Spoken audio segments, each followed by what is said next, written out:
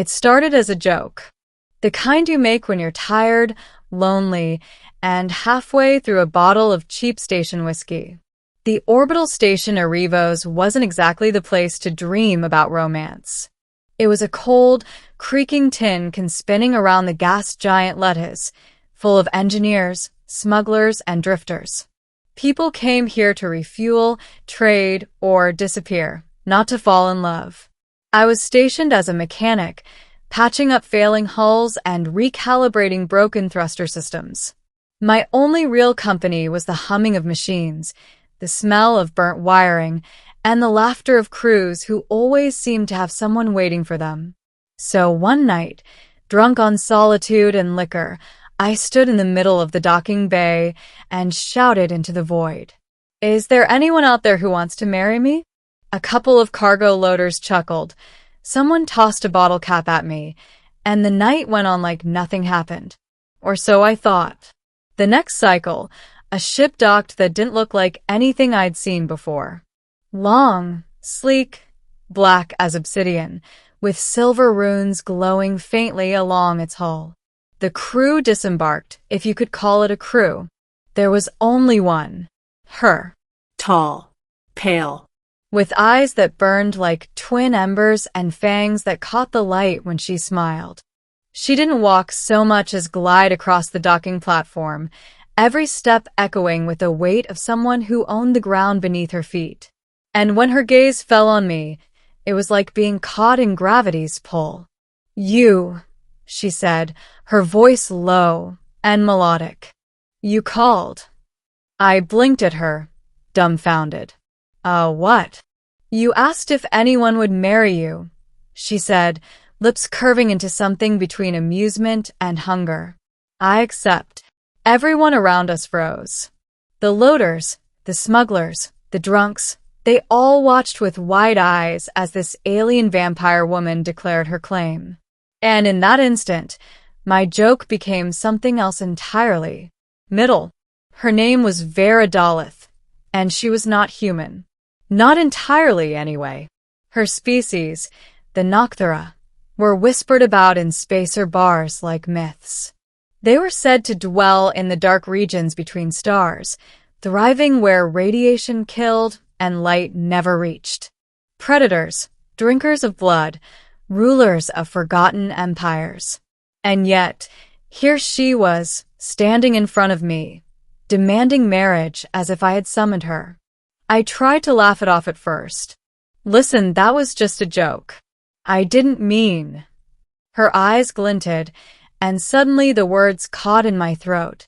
Her presence was overwhelming, like standing at the edge of a cliff and realizing the drop was infinite. "You spoke into the void," she said softly, and the void answered. "Do you think words have no weight, human mechanic?" I swallowed hard. You're serious?" "As serious as eternity." The next few days were a blur. Vera didn't leave my side. She followed me through the station, asking questions, watching me work. At first, I thought it was some kind of cosmic joke, that she'd get bored and leave. But she didn't. And that's when the rumors started. "Did you hear? The mechanic's betrothed to a blood drinker. They say she can kill a man with just a look." "Why him? He's no one." They weren't wrong. I wasn't special. Just another grease-covered worker keeping the station alive. But to Vera, that seemed irrelevant. One night, as we sat in the dim glow of the observation deck, I finally asked her, "Why me?" Her gaze lingered on the swirling storms of Lettuce below us. "Because you asked," she whispered. "Do you know how long it has been since someone dared to call into the dark without fear?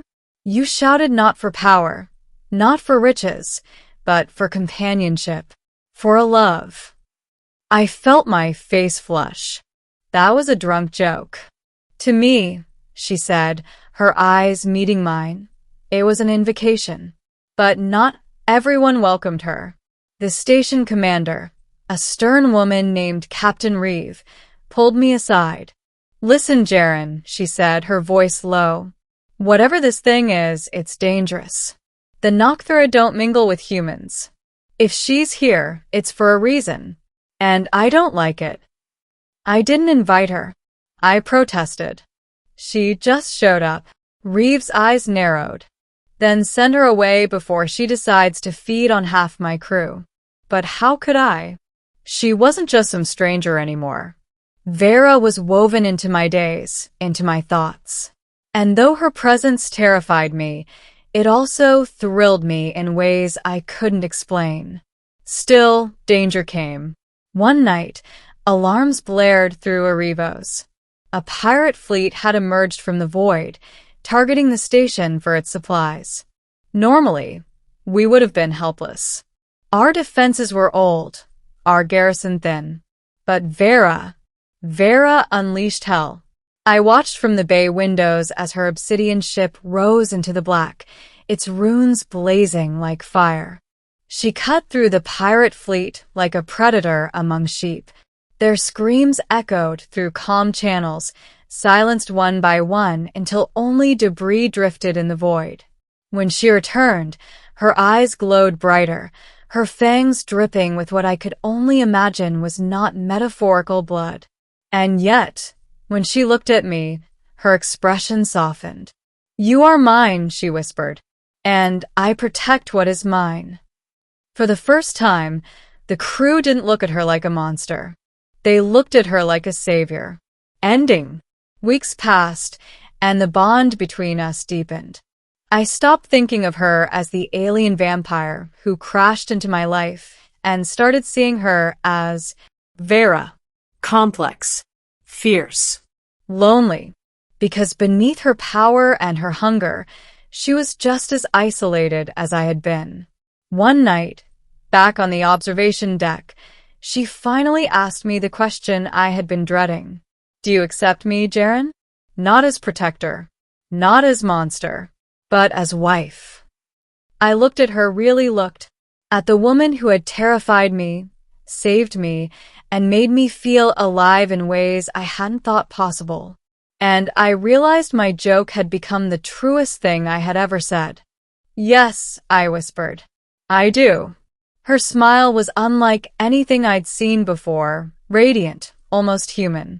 She leaned close, her breath cool against my skin. "Then so it shall be." Our union wasn't celebrated with flowers or feasts.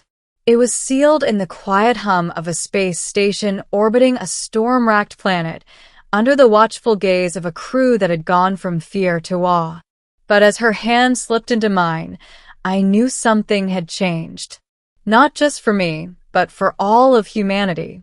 Because in a universe where loneliness stretched across stars, I had called into the void, and the void had loved me back.